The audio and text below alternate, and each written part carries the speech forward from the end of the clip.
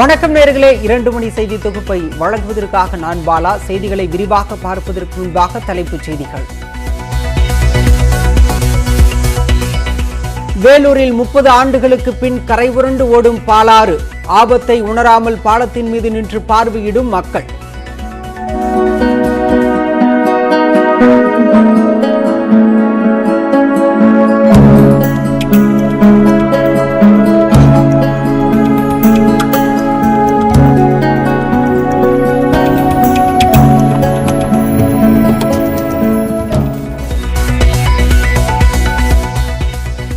தென்பெண்ணை ஆற்றில் வெள்ளப்பெருக்கால் கடலூரில் குடியிருப்புகளுக்குள் புகுந்த வெள்ளம். இடுப்பு உயரத்திற்கு நீர் புகுந்ததால் வீடுகளை விட்டு வெளியேறும் மக்கள்.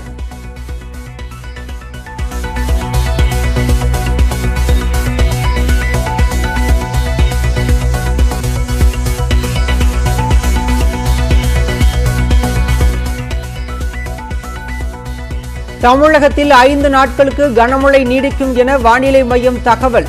திருவள்ளூர், கிருஷ்ணகிரி, சேலம், ராணிப்பேட்டை மாவட்டங்களில் இன்று கனமழைக்கு வாய்ப்பு.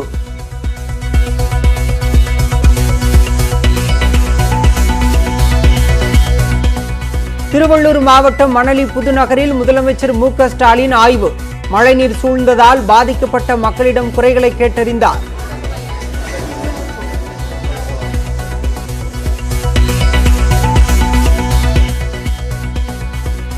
அம்மா மருந்தகங்களுக்கு மூடுவிழா நடத்தும் முடிவை கைவிட வேண்டும். தமிழக அரசுக்கு எதிர்க்கட்சித் தலைவர் எடப்பாடி பழனிசாமி வலியுறுத்தல்.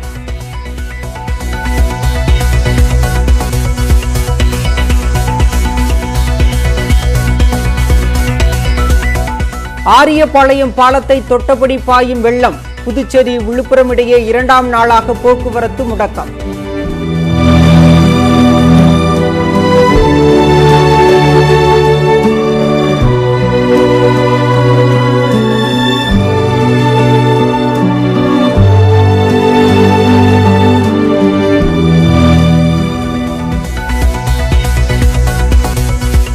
மழையால் பாதிக்கப்பட்ட மாவட்டங்களில் ஆய்வு செய்ய நாளை தமிழகம் வருகிறது மத்திய குழு. மேலும் சில மாவட்டங்கள் பாதிக்கப்பட்டுள்ளதால் கூடுதல் நிவாரணம் கோரப்படும் என அமைச்சர் கே.எஸ்.ஆர். ராமச்சந்திரன் தகவல்.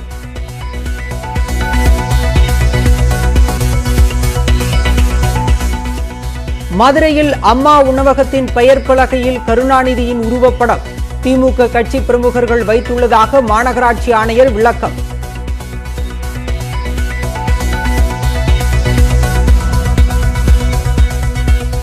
கரூரில் +2 மாணவி தற்கொலை. பாலியல் தொல்லையால் சாகும் கடைசி பெண் நானாகத்தான் இருக்க வேண்டும் என உருக்கமான கடிதம்.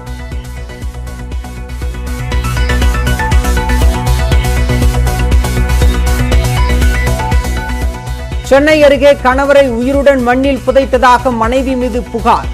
ஜீவசமாதி அடைய வேண்டும் என்ற விபரீத ஆசையை நிறைவேற்றினாரா என விசாரணை.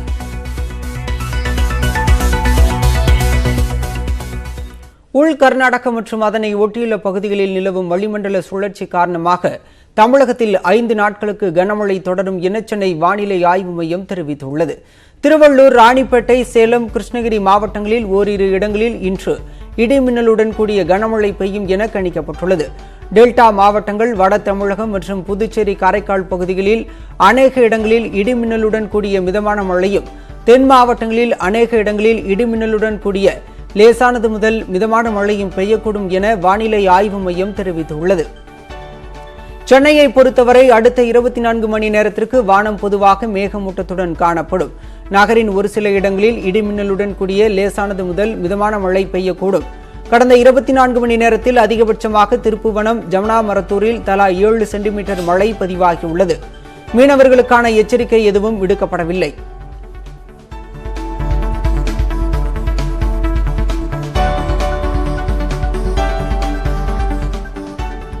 வேலூர் மாவட்டத்தில் பாயும் பாலாற்றில் கனமழை காரணமாக வினாடிக்கு 91,000 கனஅடி தண்ணீர் செல்கிறது. ஆற்றின் இரு கரைகளையும் தொட்டு பேரிரைச்சலுடன் ஆர்ப்பரிக்கும் வெள்ளத்தை கண்டு பார்த்து ரசிக்க மக்கள் கரையோர பகுதிகளில் குவிந்து வருகின்றனர். அதனை நியூஸ் 18 தமிழ்நாடு தொலைக்காட்சி பிரத்யேகமாக கழுகு பார்வையில் பதிவு செய்துள்ளது.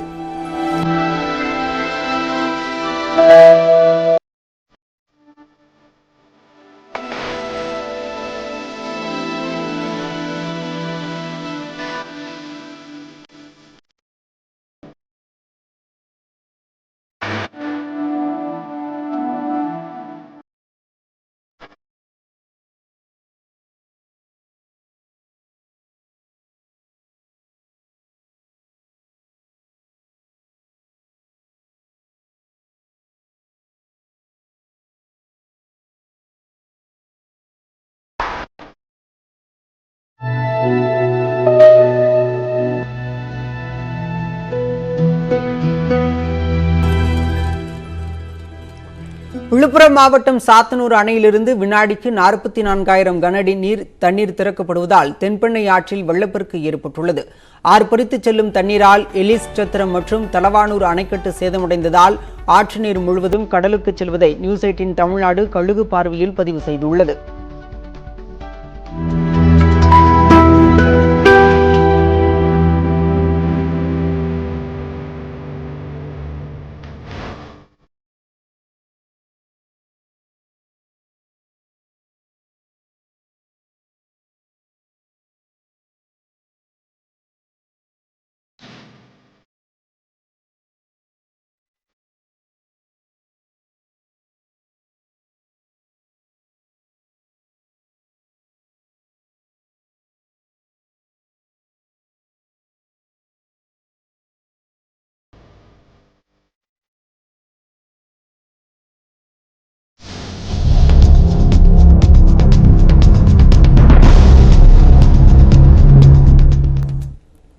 தென்பெண்ணை ஆற்றில் வரலாறு காணாத வெள்ளம் ஆர்ப்பரித்து செல்வதால் கடலூர் மாவட்டத்தில் சுமார் 50,000 வீடுகளை மழைநீர் சூழ்ந்துள்ளது.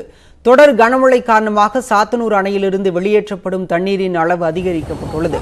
இதனால் கடலூர் மாவட்ட தென்பெண்ணை ஆறு மற்றும் கெடிலம் ஆற்றில் கடும் வெள்ளப்பெருக்கு ஏற்பட்டுள்ளது. தென்பெண்ணை ஆற்றில் 1,50,000 கனஅடி தண்ணீர் ஆர்ப்பரித்து செல்வதால் கடலூர் அருகே அழகிய நத்தம், வடக்கு நத்தம், கோண்டூர், நத்தப்பட்டு, சாவடி உள்ளிட்ட சுமார் 50க்கும் மேற்பட்ட கிராமங்களுக்குள் வெள்ள நீர் புகுந்தது.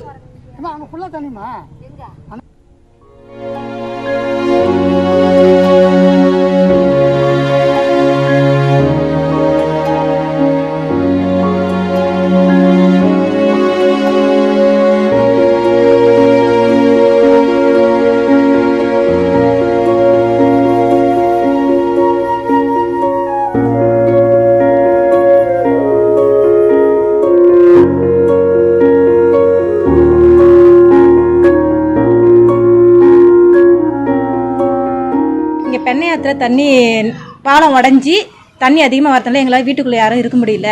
பாம்பு, பள்ளி இது மாதிரி நிறையா வருது. இதுக்கு கவர்மெண்ட் ஏதாவது முடிவு எடுத்து நல்லபடியாக செய்யணும். எங்களுக்கு வீட்டு ஃபுல்லாக தண்ணீர், பசங்களாம் வீட்டில் இருக்குது. எங்கள் வீட்டிலலாம் காலையில் தூங்கி எழுந்திருக்கும் போது தண்ணி கூட இல்லை. டீ சாப்பிட்டு நாங்கள் உட்காந்து டீ சாப்பிட்டு வெளியே வந்து பார்க்குறதுக்காட்டி ஒரு 30-35 நிமிஷத்தில் சரன்னு தண்ணி வீட்டு உள்ளே ஏறி போச்சு. ஆடு மாடு பக்கத்தில் இருந்தது. முடிஞ்ச அளவு காப்பது பண்ணால் சில கோழி, சில கண்ணுட்டிலாம் பிடிக்க முடியல. அதுக்கப்புறம் எங்கள் வீட்டில் இருக்கிறவங்க குழந்தைங்கலாம் எல்லாரையும் நாங்கள் கூட்டுக்குன்னு வெளியில் வந்துட்டோம். ஜனங்க ஃபுல்லாக கட்டின துணியோட அவங்கவுங்க அப்படியே மாடியிலையும் வெளியிலையும் அப்படியே நின்று இருக்கிறாங்க. அரசாங்கம் ஏதோ எங்களுக்கு பார்த்து ஒரு நல்ல உதவி செஞ்சு மக்களுக்கு ஒரு நல்ல சேவை செய்யுமாறு மிக அன்போடு கேட்டுக்கொள்ளப்படுகிறாங்க. தென்பெண்ணை ஆற்றில் வரலாறு காணாத வெள்ளப்பெருக்கு ஏற்பட்டுள்ளதால் பாகூர் அருகே உள்ள சித்தேரி அணைக்கட்டு, அழகிய நத்தம் பாலம், கொமந்தன்மேடு தரைப்பாலம் ஆகியவை மூழ்கி சுமார் 4 மீட்டர் உயரத்திற்கு மேல் தண்ணீர் செல்கிறது. இதனால் இவ்வழிகளில் போக்குவரத்து முற்றிலுமாக தடைபட்டு கடலூர் மாவட்டத்துக்கு செல்ல முடியாத சூழல் உருவாகியுள்ளது. இதுவரை 10,000க்கும் மேற்பட்ட மக்கள் முகாம்களில் தங்க வைக்கப்பட்டுள்ளனர். வெள்ளப்பெருக்கு காரணமாக பெரிய கங்கனாகுப்பம், உச்சிமேடு, யாடமேடு, சுபா உப்பலவாடி ஆகிய 4 கிராமங்கள் தனித்தீவாக மாறியுள்ளன. கிராம மக்கள் வீடுகளை விட்டு வெளியே வர முடியாத சூழல் ஏற்பட்டுள்ளதால் அவர்களை தீயணைப்புத்துறையினர் படகுகள் மூலம் மீட்டு வருகின்றனர். இதனிடையே கடலூர் மாநகராட்சி மற்றும் புறநகர் பகுதியில் உள்ள குண்டுசாலை, குமரப்பன் நகர், திடீர் குப்பம் உட்பட 50க்கும் மேற்பட்ட பகுதிகளில் குடியிருப்புகளை வெள்ளம் சூழ்ந்துள்ளது. இதனிடையே பெரிய கங்கனாகுப்பம் பகுதியில் குடியிருப்புகளில் சூழ்ந்த மழைநீரால் ஏற்பட்ட பாதிப்பை தமிழக வேளாண் துறை அமைச்சர் MRK பன்னீர்செல்வம் மற்றும் தொழிலாளர் நலத்துறை அமைச்சர் CV கணேசன் ஆகியோர் பார்வையிட்டு பாதிக்கப்பட்ட மக்களின் குறைகளை நேரில் கேட்டறிந்தனர். வெள்ளத்தினால் பாதிக்கக்கூடிய அளவு இல்லாமல் நாங்கள் தடுப்போம் என்பதை தெரிவித்துக் கொண்டோம். இப்போது முகாம்களில் தங்க வைக்கப்பட்டுள்ள மக்கள் இப்போ அவர்களுக்கு உணவு 3 வேளையும் உணவு வழங்கப்படுகிறது. சூடாக வழங்க வேண்டும். அவர்களுக்கு பால் பருவங்கள் கொடுக்கப்படுகிறது. தண்ணீர் வடிகின்ற வரையில் அவர்களுக்கு உணவு அளிக்கப்படுவது மாநகராட்சி சார்பாகவும் மாவட்ட நிர்வாகம் சார்பாகவும் இப்போ ஆங்காங்கே தங்க வைக்கப்பட்டு இப்போ உணவு வழங்கப்பட்டு கொண்டிருக்கிறது. அதுக்கு பிறகு கணக்கெடுக்கிற பணி பின்னால் தொடரும். விழுப்புரம் மாவட்டம் அனந்தபுரம் அருகில் உள்ள பனமழை ஏரி முழுமையாக நிரம்பியதால் உபரி நீர் வெளியேறி 5 கிராமங்களில் 100க்கும் மேற்பட்ட வீடுகளை சூழ்ந்துள்ளது. இதனால் அத்தியாவசிய பொருட்கள் கூட கிடைக்காமல் கிராம மக்கள் தவித்து வருகின்றனர். பனமழை ஏரியிலிருந்து வெளியேறும் உபரி நீர் நந்தன் கால்வாய் வழியாக அனந்தபுரம், பொக்கங்குப்பம், சித்திரச்சூர் துத்திப்பட்டு செல்லும் சாலையில் ஆறாக ஓடுகிறது.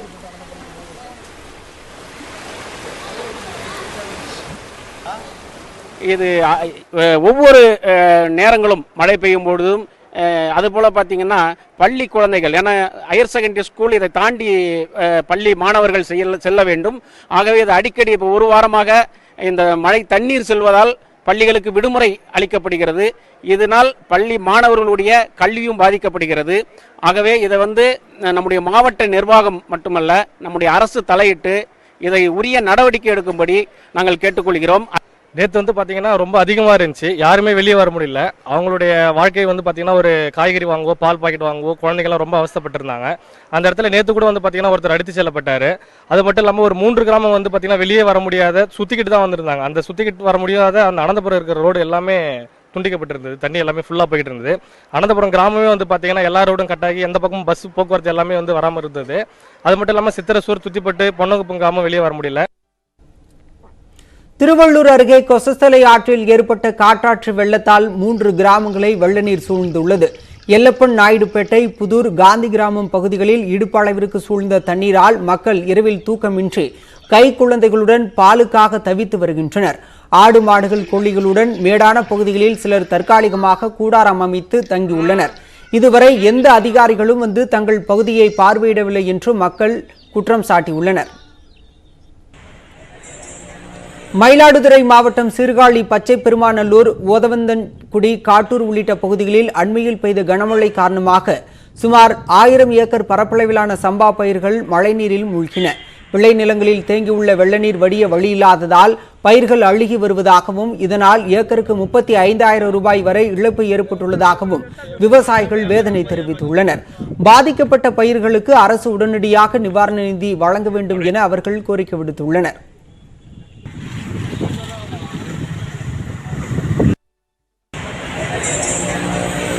வேலூர் மாவட்டத்தில் நீர்பிடிப்பு பகுதிகளில் ஆக்கிரமிப்பு செய்து இருப்பவர்கள் உடனடியாக அகற்றப்படுவார்கள் என்று மாவட்ட ஆட்சியர் குமாரவேல் பாண்டியன் தெரிவித்துள்ளார்.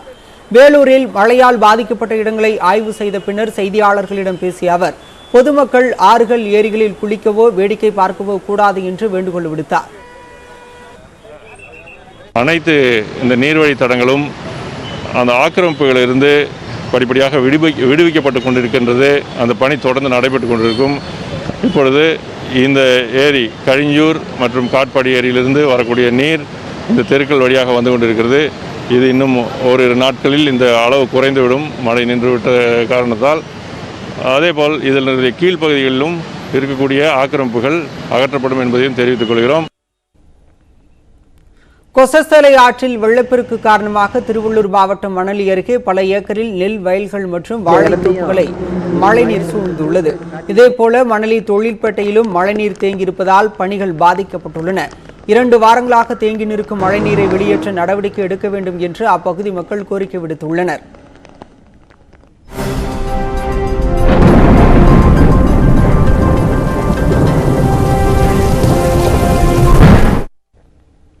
தென்பெண்ணை ஆற்றில் கரை உருண்டு ஓடும் வெள்ளம் காரணமாக புதுச்சேரி, விழுப்புரம் இடையிலான போக்குவரத்து 2வது நாளாக நிறுத்தப்பட்டுள்ளது.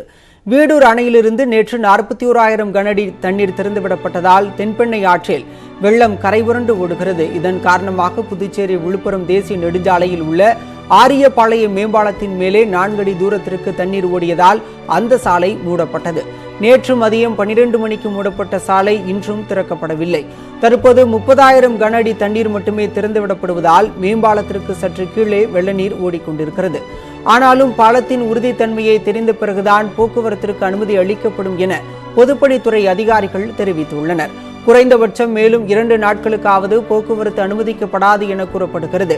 மாற்று வழியாக உருவையாறு, மங்கலம் கிராமங்களின் வழியே 6 கிலோமீட்டர் தூரம் சுற்றி கொண்டும், செல்லிப்பட்டு, திருக்கனூர் வழியாக 10 கிலோமீட்டர் தூரம் சுற்றி கொண்டும் தான் விழுப்புரம் செல்லும் நிலை ஏற்பட்டுள்ளது.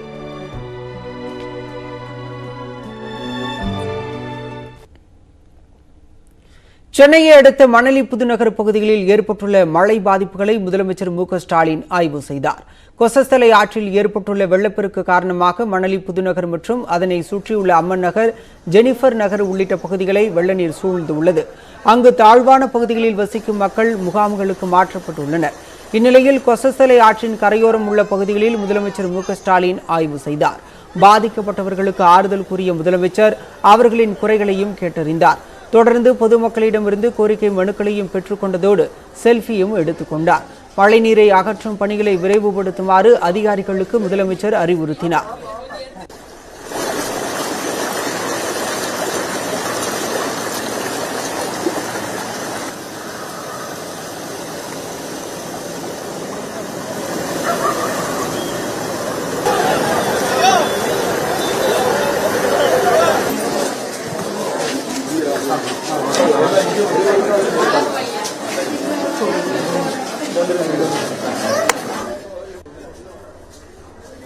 தொடர்ந்து அப்பகுதியில் பள்ளியில் அமைக்கப்பட்டுள்ள தற்காலிக முகாமில் தங்க வைக்கப்பட்டுள்ள மக்களை முதலமைச்சர் மு க ஸ்டாலின் சந்தித்தார்.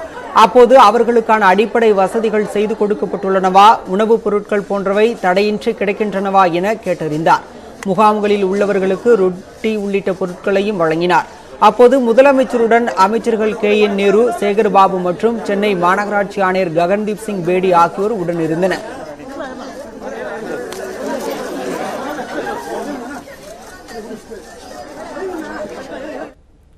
மதுரையில் செயல்படும் அம்மா உணவகத்தின் பெயர் பலகையில் கருணாநிதியின் படம் இடம்பெற்றுள்ளது தொடர்பாக மாநகராட்சி ஆணையர் கார்த்திகேயன் விளக்கம் அளித்துள்ளார். இது தொடர்பான கூடுதல் விவரங்களை செய்தியாளர் வெற்றியிடம் கேட்கலாம். வெற்றி, தற்போது அந்த பெயர் பலகை யார் வைத்தது? ஆணையர் தந்துள்ள விளக்கம் என்ன? பாலசுப்ரமணி, திமுக அரசு அமைந்ததற்கு பின்பாக அம்மா உணவகம் தொடர்பான சர்ச்சைகளும் புகார்களும் நீண்டு கொண்டிருப்பது ஏற்கனவே கடந்த காலங்களில் கவனித்திருக்கிறோம். இந்த நிலையில்தான் தற்பொழுது மதுரை சுந்தர்ராஜபுரம் பகுதியில் இயங்கி வரக்கூடிய அம்மா உணவகத்தில் நேற்று இரவோடு இரவாக முன்னாள் முதலமைச்சர் கருணாநிதியினுடைய புகைப்படமும் அந்த பெயர் பலகை இடம்பெற்றிருக்கிறது.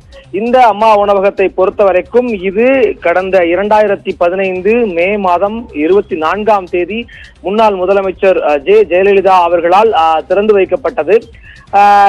இந்த உணவகத்தை பொறுத்த வரைக்கும் கடந்த 2 வாரங்களுக்கு முன்பாக இந்த உணவகத்தில் ஏற்கனவே பணியாற்றிய ஊழியர்கள் அனைவரும் கூண்டோடு மொத்தமாக மாற்றப்பட்டார்கள். திடீரென முன்னறிவிப்பின்றி அவர்கள் தொடர்ச்சியாக மாற்றப்பட்டதற்கு எதிர்ப்பு தெரிவித்து அம்மா உணவக வாயில் தர்ணாவில் ஈடுபட்டார்கள் என்பதும் கவனிக்கத்தக்கது. அதைத் தொடர்ந்து இந்த உணவகத்தில் திமுக பிரமுகர்களுக்கு சொந்தமான அவர்கள் நெருக்கமான நபர்கள் இந்த உணவகத்தில் பணியமர்த்தப்பட்டதாகவும் புகார்கள் எழுந்து கொண்டது என்பதும் குறிப்பிடத்தக்கது. இப்படியான சூழ்நிலையில் தான் நேற்று இரவோடு இரவாக இந்த அம்மா உணவகத்தினுடைய வாயிலில் அம்மா உணவகம் என்ற பெயர் பலகைக்கு அருகிலேயே முன்னாள் முதலமைச்சர் ஜெயலலிதா அவருடைய படம் இருக்கிறது. மற்றொரு புறம் முன்னாள் முதலமைச்சர் கருணாநிதியினுடைய படமும் வைக்கப்பட்டிருக்கிறது. அதாவது திமுக முன்னாள் துணை மேயர் மிசா பாண்டியன் அவர்களுக்கு அவருடைய மேற்பார்வையில் இந்த பணியானது நடைபெற்றதாக தகவல்கள் கிடைத்திருக்கின்றன. இந்த விவகாரம் தொடர்பாக அம்மா உணவகத்தில் பணியாற்றக்கூடிய ஊழியர்களுக்கு கூட யாருக்கும் தகவல் தெரியவில்லை. மாநகராட்சி தரப்பில் விசாரிக்கும் பொழுது அவர்களுக்கும் இது தொடர்பாக எந்தவித தகவலும் அளிக்கப்படாமல் இருந்தது என்பதும் குறிப்பிடத்தக்கது. இது தொடர்பாக நியூஸ் 18க்கு மாநகராட்சி ஆணையர் கார்த்திகேயன் விளக்கம் அளித்தார். அவர் அளித்த விளக்கத்தின்படி பார்க்கும் பொழுது அம்மா உணவகத்தில் முன்னாள் முதலமைச்சர் கருணாநிதியினுடைய படத்தை திமுக கட்சி பிரமுகர்கள் தான் வைத்திருக்கிறார்கள் என்பதை அவர் உறுதிப்படுத்தியிருக்கிறார். மேலும் இந்த படத்தை வைப்பது தொடர்பாக அரசு தரப்பிலோ மாநகராட்சி தரப்பிலோ எந்தவித அறிவுறுத்தலும் கொடுக்கப்படவில்லை. அவர்களுக்கு எந்தவித தகவலும் தெரியாது என்பது கவனிக்க வேண்டிய அம்சம். மேலும் இந்த விவகாரம் தொடர்பாக உடனடியாக கண்காணித்து விசாரணை நடத்தப்படும் எனவும் மாநகராட்சி ஆணையர் கார்த்திகேயன் விளக்கம் அளித்திருக்கிறார். பாலசுப்ரமணி, வெற்றி, தொடர்ந்து இணைப்பில் இருங்க. தற்போது மதுரை அம்மா உணவகத்தில் பெயர் பலகை வைக்கப்பட்டது தொடர்பாக மதுரை மாநகராட்சி ஆணையர் கார்த்திகேயன் நமது செய்தியாளர் வெற்றியிடம் அளித்த விளக்கத்தை இப்போது பார்க்கலாம். நம்ம அந்த ஜெயஹிந்துபுரத்துல இருக்கிற அம்மா உணவகத்துல ex-CM கருணாநிதி போட்டோ இருந்துச்சு. சரி, அதுதான். அது என்ன எப்படி நம்ம இன்ஸ்ட்ரக்ஷன்ல மாத்திருக்கோமா என்னன்னு தெரிஞ்சுக்கலாங்க. புரியல, எனக்கு ஒண்ணும் தெரியல. எனக்கு அப்படின்னா உங்களுக்கு வாட்ஸ்அப் மகளிர் குழு ஆபரேட் பண்றாங்க. ஆமா, அதுல பேனர்ல போட்டோ வந்து வழக்கமா நம்ம ex-CM ஜெயலலிதாவோட போட்டோ இருக்கும். சரி, அது பக்கத்துலயே இப்போ அத கருணாநிதி போட்டோ இருக்கு. லோக்கல் அவங்க ஏதாவது பண்ணிருப்பாங்க. இன்ஸ்ட்ரக்ஷன்லாம் அந்த மாதிரிலாம் எதையும் யாரும் கொடுக்கல. லோக்கல் பர்சன் பண்ணிருக்காங்க. அவங்க ஏதாவது பண்ணிக்கலாம், தெரியல எனக்கு. நான் செக் பண்ண சொல்றேன். அந்த மாதிரி பண்ணிக்கலாமா சார்? எப்படி ஆ அந்த மாதிரி பண்ணலாமா, பண்ணக்கூடாதா? இது இல்ல இந்த மாதிரி லோக்கல்ல இருக்கவங்க அவங்களா நம்ம இந்த மாதிரி போர்டில் விசாரிக்கிறேன், என்ன செக் பண்றோம். தொடர்ந்து விரைவு செய்தி தொகுப்பை காணலாம். வேலூர் மாவட்டம் குடியாத்தம் அருகே செதுக்கரையில் ஏற்பட்ட மண் சரிவில் பாறை உருண்டு விழுந்து குடிசை வீடும் அலுமினிய பாத்திரம் தயாரிக்கும் தொழிற்சாலையும் முழுவதுமாக சேதமடைந்தன. இதில் குடிசை வீட்டில் இருந்த கோவிந்தன் மற்றும் அவரது மகள் கலையரசி ஆகியோர் லேசான காயத்துடன் உயிர் தப்பினர். இருவரும் குடியாத்தம் அரசு மருத்துவமனையில் சிகிச்சை பெற்று வருகின்றனர். அலுமினிய பாத்திர தொழிற்சாலையில் யாரும் இல்லாததால் உயிர் சேதம் தவிர்க்கப்பட்டது. பொருட்சேதத்தை கணக்கிடும் பணி நடைபெற்று வருகிறது.